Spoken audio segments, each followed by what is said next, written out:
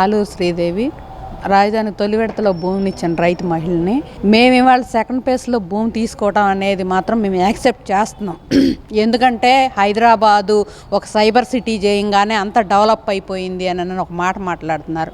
ఇప్పుడు అన్ని రాజధానుల కన్నా కూడా అతీతమైన రాజధాని గ్రీన్ బ్లూ ఫీల్డ్ సిటీగా అమరావతిని అభివృద్ధి చేసుకుందాము. ఆంధ్ర రాష్ట్ర రాజధాని అనేది ఒక నూతన కాన్సెప్ట్తో నిర్ణయించుకుందాము.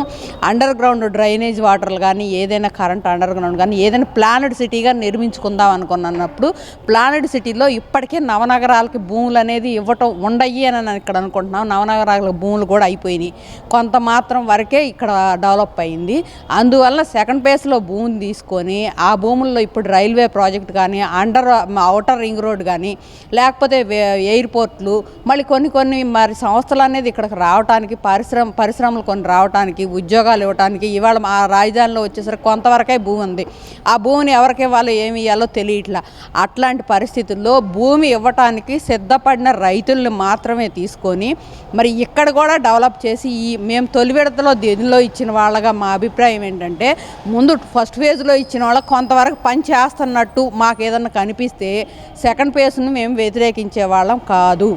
అమరావతి అభివృద్ధి, ఆంధ్రప్రదేశ్ అభివృద్ధి అని మా మెయిన్ ఎజెండాగా పెట్టుకొని ఇప్పటిదాకా ఉద్యమాల్లో నిలుపుకొని ఇక్కడ దాకా లాక్కు రావడం జరిగింది.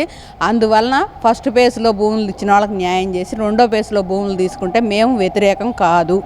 ఒక అభివృద్ధి పదంలో ఆంధ్రప్రదేశ్ని నడిపించడానికి ఒక దార్శకుడు అనే చంద్రబాబు గారు రావడం జరిగింది కాబట్టి ఆయన ఇవాళ సెకండ్ ఫేజ్లో భూములు తీసుకోవడానికి పోయినా కూడా కొన్ని గ్రామాల ముందు వ్యతిరేకించి కూడా తర్వాత మేము మెయిన్ ఒక తాటికొండ అనే విలేజ్ని తీసుకుంటే వాళ్ళు ఏమన్నారంటే ముందు మేము ఇయ్యం అని చెప్పి ముందు ఎజెండాగా పెట్టారు.